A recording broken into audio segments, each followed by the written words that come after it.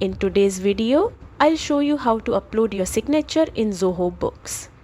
Like and subscribe for more tips. First, go to Settings by clicking the gear icon in the top right corner.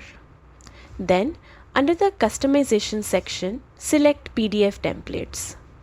This is where you can adjust how your invoices and other PDFs look. Next, find the Invoices section and hover over the template you want to edit. Click Edit to open the template. On the left sidebar, scroll to Other Details and expand Document Summary.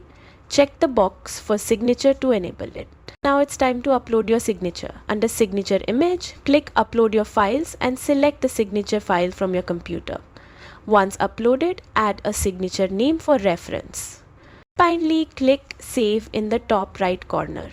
Your signature is now added to your invoices, giving your documents a professional and branded touch.